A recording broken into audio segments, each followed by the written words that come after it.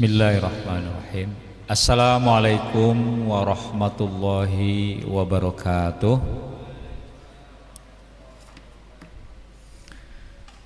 Alhamdulillahirabbil alamin wassalatu wassalamu ala asyrafil anbiya'i wal mursalin sayyidina wa maulana Muhammadin wa ala alihi wa sahbihi ajmain. Puji syukur kita haturkan kehadiran Allah Subhanahu wa taala atas karunia-Nya. Alhamdulillah kita dapat bersama-sama hadir di Masjid Sunan Kalijaga ini. Semoga kedatangan kita di majelis Thalabul Ilmi dan majelis ibadah ini mendapatkan manfaat dan mendapatkan pahala dari Allah Subhanahu wa taala. Salawat dan salam tak lupa pula kita haturkan kepada junjungan kita Nabiullah Muhammad sallallahu alaihi wasallam. Semoga kita semuanya tetap konsisten ya, mengikuti sunnah beliau. Kita jadikan beliau sebagai role model ya.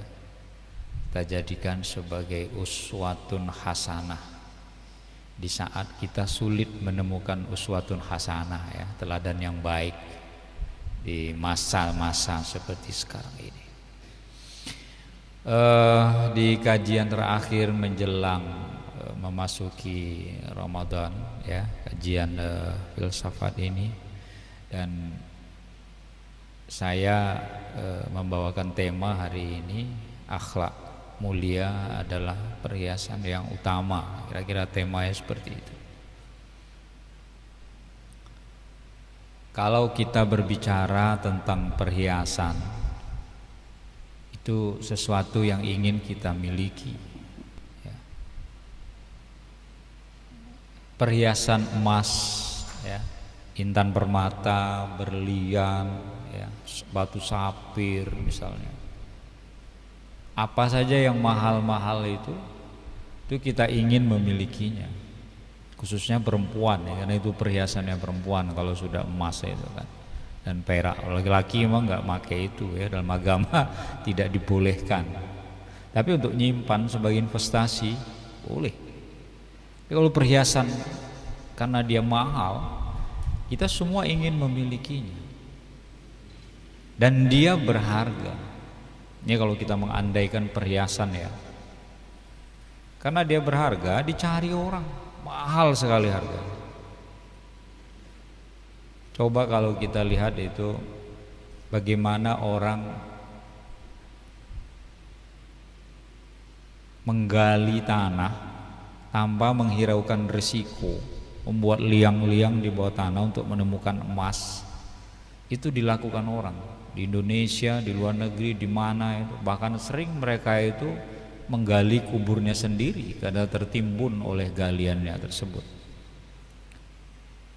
Kenapa? Karena mereka mencari sesuatu yang berharga, yang mereka jual bisa untuk penghidupan mereka.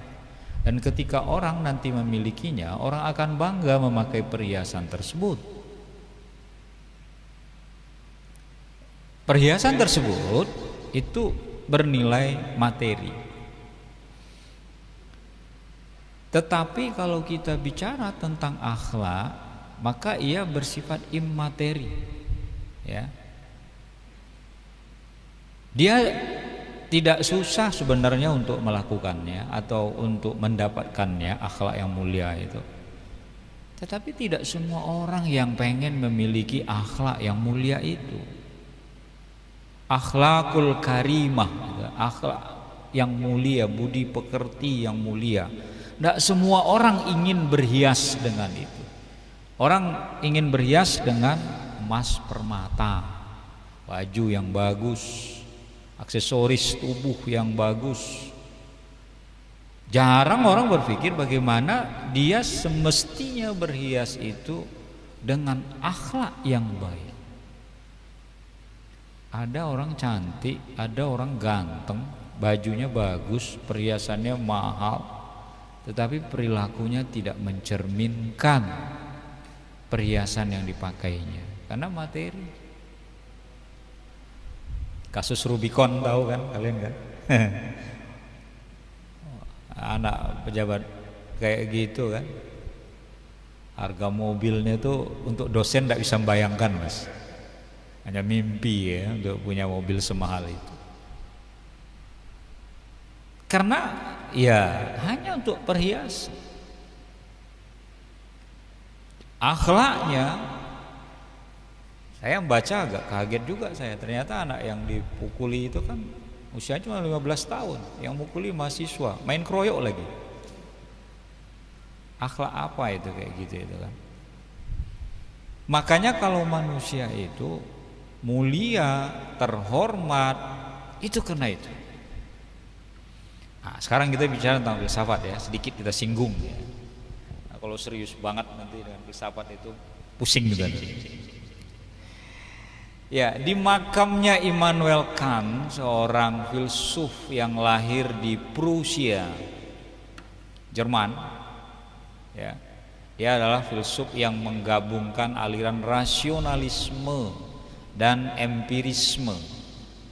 Rasionalisme itu aliran yang menjadikan akal sebagai sumber pengetahuan, sementara empirisme adalah pengalaman, ya, pengamatan sebagai sumber pengetahuan. Dan dia menggabungkan dua aliran yang berbeda titik tolak itu dengan alirannya, yaitu kritisisme. Di makamnya ditulis dan di dalam bukunya juga disebutkan bahwa ada dua hal yang menakjubkan saya, kata Kant ya. Apa itu? Yang pertama adalah langit yang bertabur bintang di atas. Dan yang kedua adalah hukum moral di dalam hati. Bintang bertabur di atas di langit, dan hati yang di dalamnya ada hukum moral. Secara sederhana ya, bisa dibaca dalam bukunya Pure Reason ya, bahwa dia mencoba menjelaskan ini dua teori sebenarnya. Yang pertama teori etika, dan yang kedua adalah teori estetika. Kalau dalam filsafat itu dalam aksiologi. Ketika ia berbicara tentang indahnya bintang di langit, dia bicara tentang nilai estetis. Bintang di langit itu indah kalau kita lihat. Dia bicara tentang keindahan, karena estetika itu bicara tentang nilai-nilai keindahan. Sementara ia bicara tentang etika ketika ia mengatakan kalau di dalam hatiku itu ada hukum moral yang membuat kita itu mulia karena moral kita yang baik. Ya, udah mati aja dia ada dua makna yang diajarkannya kepada kita, bahwa betapa indahnya ciptaan Tuhan itu, bintang di langit, dan betapa pentingnya kita berbicara tentang hukum moral, akhlak. Maka kecantikan perempuan, ketampanan laki-laki tidak akan berarti apa-apa kalau mereka itu tidak memiliki akhlak budi pekerti yang baik. Sekarang kan banyak itu. Di jalan-jalan kalau Anda temui orang, banyak penipu-penipu bergentayangan. Apakah dengan gendam ya, apakah dengan bujuk rayunya. Wajah tampan perlente, bahkan mereka bermodal. Ya ada modalnya. Saya baru tahu pernah lihat di investigasi salah satu televisi. Sengaja mereka tuh naik pesawat dari Hong Kong atau dari Taiwan atau dari Singapura pulang ke Indonesia atau ke Indonesia itu hanya untuk mencari TKW yang lugu-lugu gitu itu. Mereka tampangnya bagus, keren. Mau kemana? Mau ke kampung, pulang kampung. Udah berapa lama? Udah ditemani di pesawat, cerita, ngobrol bareng. Oh saya juga ke sana, nanti bareng sama saya aja, saya antar nanti. Ah nggak usah repot-repot, nggak apa-apa. Saya nanti yang antar, dia yang bayari apa segala macam. Orang sudah terbujuk rayu oleh kata-kata, budi bahasa yang baik, ya. Lalu sampai dititipkan barangnya. Ketika ke toilet atau kemana, bahkan ada juga yang bisa nginep segala sebelum pulang. Habis uang, perhiasan yang dimiliki, habis TKW tersebut. Biasanya menjelang lebaran nanti itu kasusnya muncul ya. Kadang-kadang main cepet, kasih minuman gitu kan. Ternyata di minumnya sudah ada ramuan yang bisa membuat seorang tertidur sehingga dia nggak ngerti dia ada di mana. Lalu cerita, kok bisa kamu begini? Kamu dari mana? Dia masih mabok atau dia belum pulih dari pengaruh yang diminumnya itu. Saya kenalan tadi dengan orangnya baik sekali, omongannya baik, bahkan taksi saya tadi dari bandara ke tempat ini dibayar oleh dia. Orang hanya melihat tampangnya, orang hanya melihat tutur bahasanya, tetapi perilaku orang-orang tersebut itulah tidak mencerminkan perbuatan yang baik tersebut. Jadi kalau menurut saya, kenapa kan sudah mati saja dia bicara tentang itu? Karena bicara tentang moral itu tidak akan pernah habis-habisnya sampai kiamat nanti. Orang bisa saja berilmu, orang bisa saja pengetahuannya luas, tetapi kalau dia tidak bermoral yang baik dan mulia, maka tidak akan berarti apa-apa. Jadi misi Nabi itu sudah jelas kan? Misinya misi moral. Innama bu'istu liutammima makarimal akhlak. Saya diutus itu untuk memuliakan budi pekerti manusia, kata Kanjeng Nabi. Kenapa? Karena untuk menjadi manusia yang berbudi pekerti dan menjadikan budi pekerti itu sebagai perhiasan, itulah tugas beliau. Karena tidak semua orang ingin menjadikan akhlak yang baik itu sebagai perhiasan. Coba sekarang itu kita lihat di media-media sosial atau media televisi. Justru yang viral itu kan orang-orang yang membuat perilaku-perilaku buruk kan. Orang yang mengumbar keburukannya kan. Dan sayangnya di Indonesia begitu. Di Indonesia itu saya lihat media kita tuh terlalu permisif. Orang-orang yang bekas koruptor, orang-orang yang pernah berbuat kesalahan, penipuan segala macam, dia tetap bisa muncul di TV dan jadi selebriti gitu loh. Saya perhatikan kalau di Korea nggak gitu tuh. Kalau artis tuh takut banget mereka itu kalau kena kasus itu udah namanya tenggelam betul. Jadi hukum sosial masyarakat. Orang Indonesia cepat lupa. Kalau urusan-urusan gitu kita tuh sangat pelupa. Makanya ada judul acara TV itu kan melawan lupa gitu. Karena gampang lupa gitu. Ada orang masuk penjara terus kerjanya tuh menghujat orang, justru orang kayak gitu malah makin orang gitu mestinya justru jauh, nggak usah dipakai. Disinilah kita kadang-kadang tidak menjadikan akhlak itu sebagai perhiasan. Allah sudah menciptakan kita dengan ciptaan yang sangat baik. Dan ciptaan yang baik itu sebenarnya adalah kombinasi antara akal dan budi. Makanya sering disebut dalam filsafat itu akal budi. Laqad khalaqnal insana fi ahsani taqwim. Allah sendiri mengatakan, dan sungguh kami ciptakan manusia itu sebaik-baik ciptaan. Ciptaan apa? Karena manusia itu punya akal, punya nalar, reason. Manusia itu juga punya hukum moral, mereka punya akhlak. Itulah yang membedakan kita dengan hewan. Kita punya nafsu sama. Kan menurut Aristoteles kan dari benda mati diciptakan Allah benda materi. Dari tumbuhan tumbuh berkembang, tumbuh-tumbuhan yang ditanam tumbuh berkembang. sifat manusia itu kan, dari tumbuh, kemudian kebinatangan, kita punya nafsu, kita ingin menguasai, itu sifat manusia, ya. Tapi satu yang tidak dimiliki oleh hewan, satu yang tidak dimiliki oleh tumbuhan, bahwa kita memiliki akal pikiran. Akal inilah yang mengontrol kita untuk memilih mana perbuatan baik dan buruk. Dalam Islam itu kan perdebatan itu, dalam filsafat juga.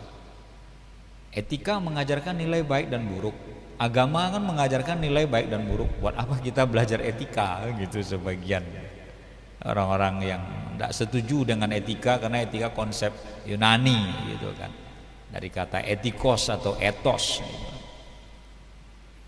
Etika Yunani memberikan teori kepada kita, mempermudah kita, ya.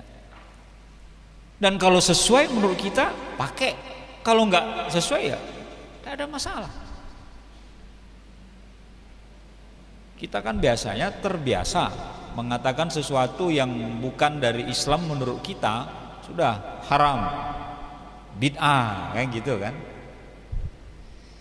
Tapi ketika kita ada orang berbuat jahat, berbuat maksiat, akhlaknya tidak menggambarkan akhlak yang mulia, kita nggak anggap itu perbuatan haram. Jarang kita, dia berbohong, haram itu, jarang kita ngomong. Dia berzina loh, ketahuan loh dengan istri orang, haram, nggak bilang kita itu. Malah kita cari beritanya, itu Google, itu mesin Google rame orang yang nyari. Ada judul apa, berita kebaya merah, rame orang mencari berita tentang kebaya merah gitu. Yang kayak gitu-gitu itu kita yang suka kan, ngulik yang kayak gitu-gitu itu loh. Ya, kita kadang-kadang terlalu permisif bahwa ini tidak baik. Ya udah, jangan diberitakan, ambil saya sebagai pelajaran. Ini baik, itu yang kita harus angkat. Supaya apa? Supaya kita terbiasa menjadikan akhlak sebagai perhiasan. Kalau akhlak itu yang menjadi perhiasan, maka disitulah kita ahsan takwim, sebaik-baik ciptaan. Gimana nggak baik? Kita punya akal, kita punya budi. Udah ada akalnya, punya budi lagi, budi pekerti. Ya memang sifat manusia begitu, karena terlalu mendahulukan akal, sehingga budi itu nggak penting bagi mereka ya.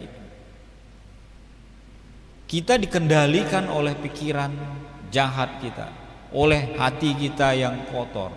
Tapi kita nggak menjadikan akhlak sebagai pengendali perbuatan kita, untuk kita tidak memilih perbuatan yang tercela. Pilihlah perbuatan-perbuatan yang baik.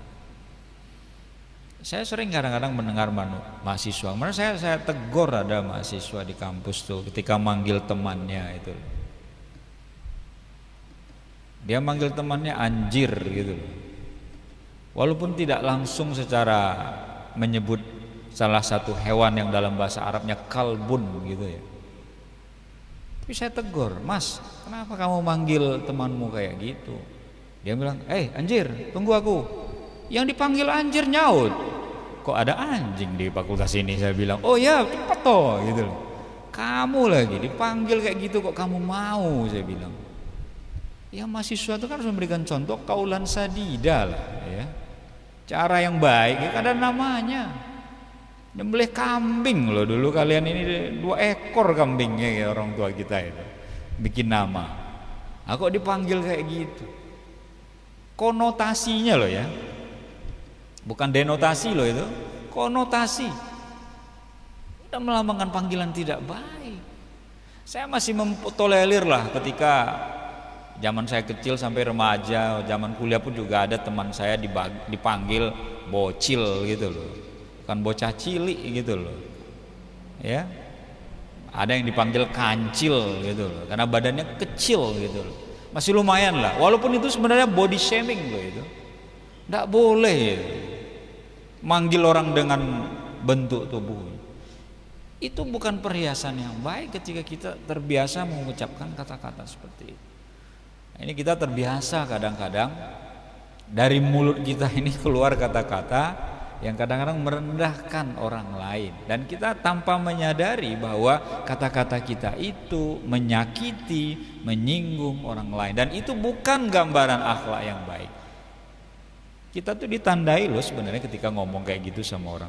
Jangan sama dia, ngomong hati-hati. Dia orangnya gampang tersinggung loh. Itu kalau ngomong kasar itu ngomong waton, itu asal itu. Kenapa? Karena kita sudah tahu perhiasan dia, bahwa cocotnya itu ya kayak gitu kalau bahasa Jawanya. Ya. Tapi kalau ada, itu enak orangnya, itu humble itu orangnya. Ya. Enak sama dia itu gitu. Itu perhiasannya baik itu. Orangnya pintar, baik, suka nolong, udah sempurna sudah. Ya. Kalau ini yang menjadi perhiasan dalam kehidupan kita nggak perlu mengumumkan kita tuh orang baik. Karena orang baik tuh nggak perlu mengumumkan dirinya baik. Biarkan orang lain yang menilainya. Karena orang lain yang menilai bisa dari depan, bisa dari samping, bisa dari belakang. Kalau kita yang menilai diri kita, pasti diri kita tuh paling baik. Contohnya sederhana lah, kecap lah. Nggak ada kecap nomor 2. Pasti pabrik kecap itu mengatakan kecap nomor 1. Ya, nggak ada dia bilang pakailah kecap ini, kecap nomor 2. Nggak ada itu. Ya, sama halnya perumpamaan untuk diri kita. Nggak ada kita ini, saya ini jelek, nggak ada. Paling kita yang paling baik. Jadi ketika orang yang menjadi cermin kita, maka cermin orang itu akan berkata dengan jujur. Maka kalau Rasulullah mengatakan dalam sebuah hadisnya diriwayatkan oleh Imam Tirmizi, akmalul mu'minin imanan ahsanuhum khuluqa. Ya. Jadi orang mukmin yang sempurna imannya itu adalah orang yang paling baik akhlaknya. Mertua-mertua dulu itu kan gitu. Ketika dia mencari calon mantu itu kan akhlaknya gimana ya. Kalau sekarang mertua sekarang konon katanya udah berbeda. Sugih apa ora. Orang dulu enggak sholat enggak gitu loh. Ya itu bedanya nenek kita Adam dan Hawa itu kan. Karena Adam Hawa tuh enggak perlu khawatir dia karena mereka enggak punya mertua kan. Tidak ada problem dengan mertua gitu. Ya, sekarang kan ada mertua galak juga sekarang kan. Bahkan ada orang yang makan mertuanya juga kan. Kemarin yang viral itu kan. Moral mestinya yang menjadikan. Kalau dia baik, maka akan mengangkat derajat seseorang itu. Kalau dia buruk, walaupun dia pintar, walaupun dia ganteng, maka akan hilang ketampanannya dan kepintarannya itu. Mulai sekarang tuh cara berpikir kita tuh dirubah, bahwa kita menilai seorang tuh lihatlah dari akhlaknya yang mulia, lihatlah dari perilakunya, behaviornya, tindakannya, ya.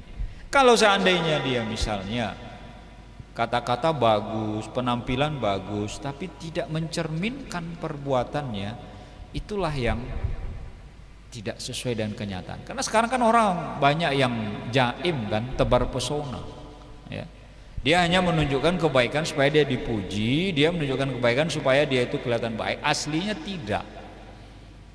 Makanya kalau Imam Ghazali membuat definisi akhlak baik itu adalah orang yang memang tercermin dari perbuatannya yang spontan.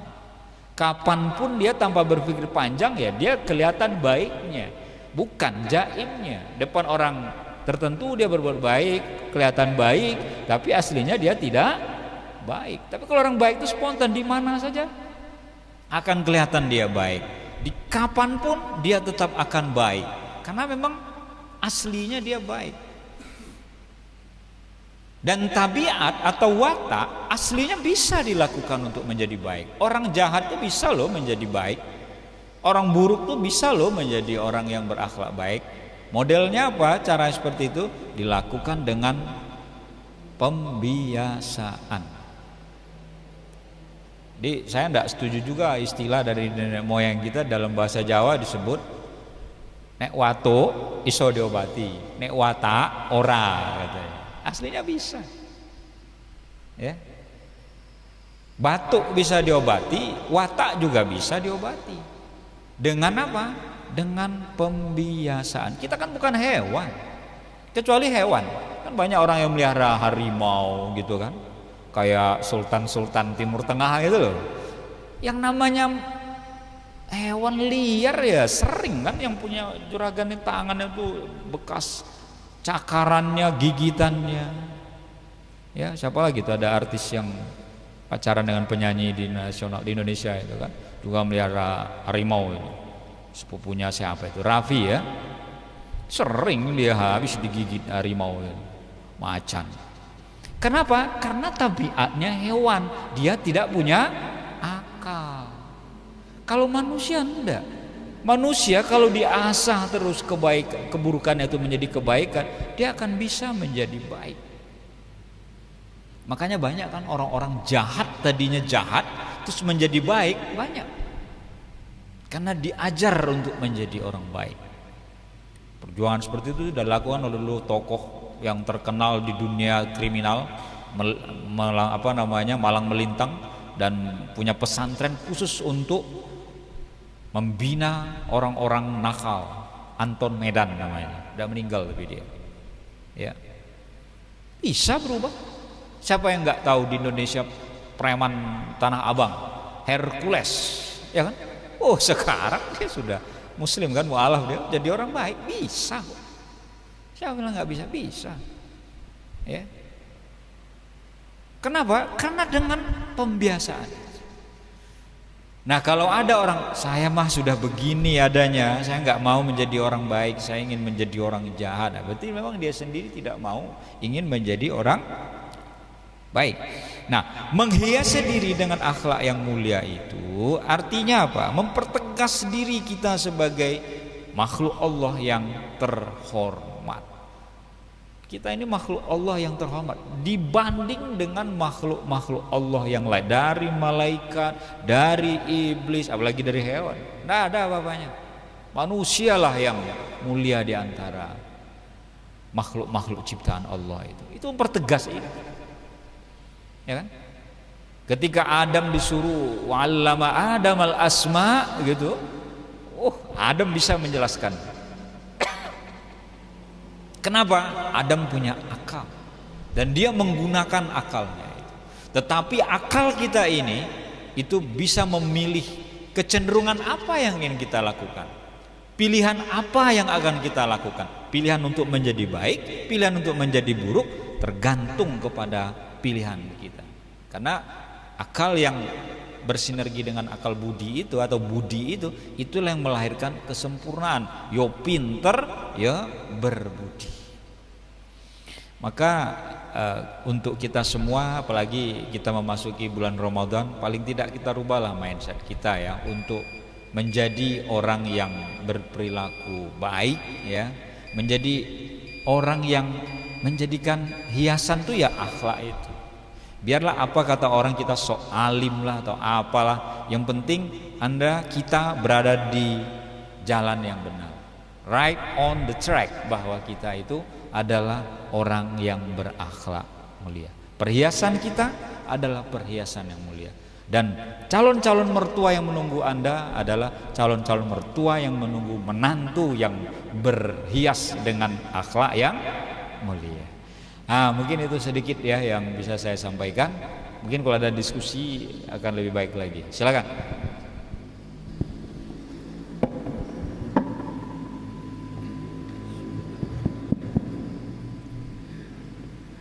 Baik, terima kasih atas penjelasannya dari Pak Taufik bahwa akhlak merupakan sesuatu yang mulia yang senantiasa harus kita perhatikan, karena apalah ilmu jika tidak diimplementasikan dalam bentuk akhlak yang mulia.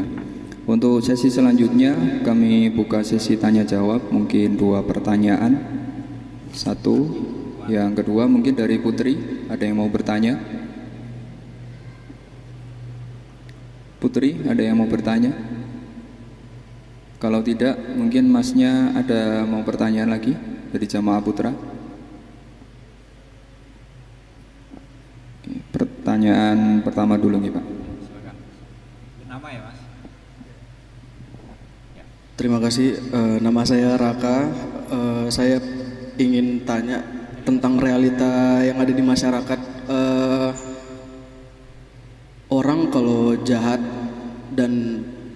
persepsi publik terhadap orang jahat tersebut itu sudah melekat, itu pasti akan susah hilang. Kemudian manusia itu unik, manusia itu dinamis, setiap saat bisa berubah, kapanpun itu.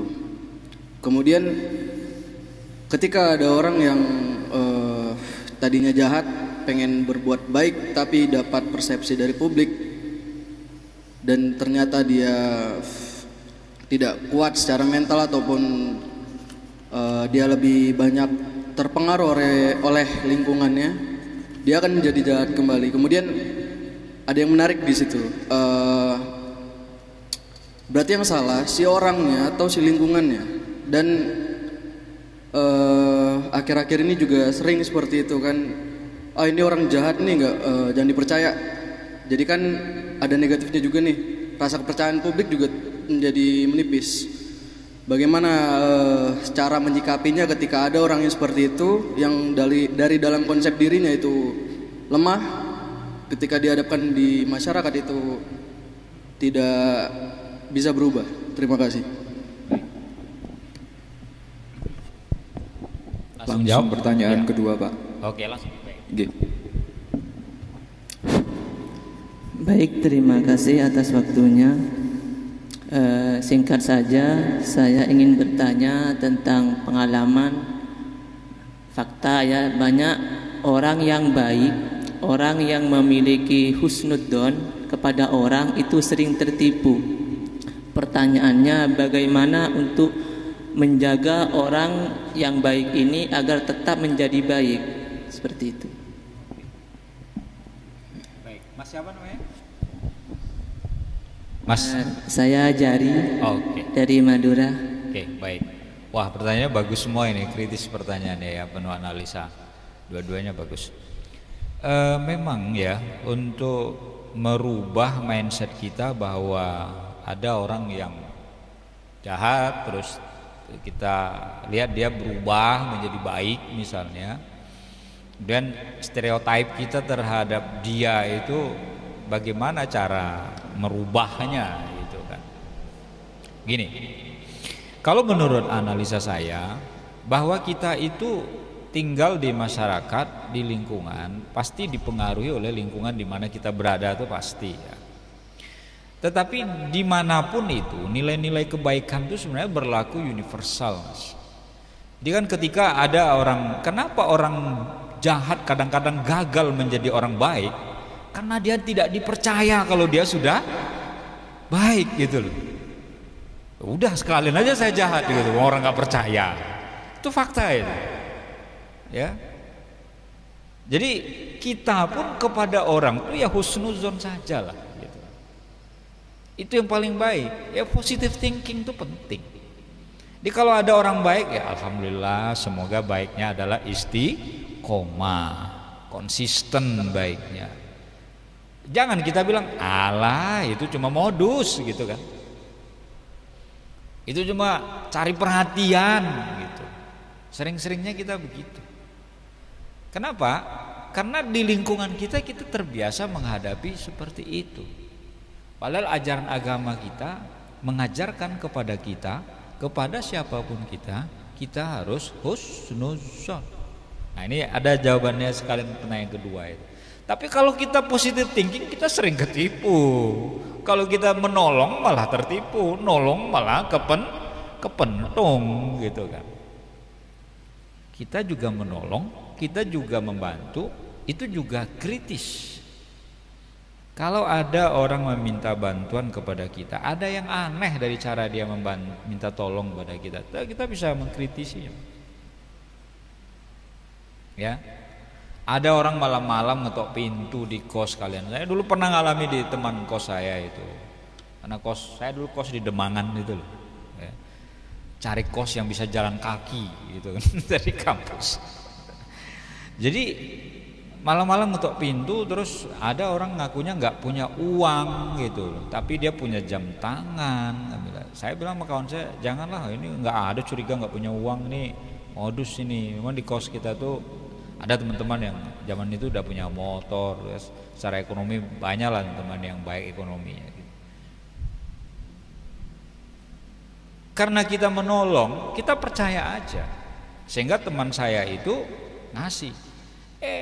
Besok pagi kita dapat cerita. Tadi malam katanya ada orang yang datang ke kos, kemudian sambil nunggu saya mandi sebentar, katanya kan pintu kos nggak dikunci. Jam tangan, waktu itu belum ada HP untungnya ya. Jam tangan dia gitu, dompetnya raib gitu. Ciri-cirinya gimana? Orangnya gini-gini gitu. Kan kita mestinya lihat kok ada orang kehabisan, bilangnya kehabisan bekal, minta tolong kasih uang, kawan saya dikasih uang ya untuk ongkos lah gitu. Kenapa? Kita berhusnuzon kepada orang, jangan melepaskan sikap kehati-hatian kita. Makanya orang jujur itu sering ketipu. Kalau ada yang mengatakan jujur itu mujur, itu enggak mesti loh mas. Iya kan? Ada orang pura-pura minta tolong kepada kita, ya.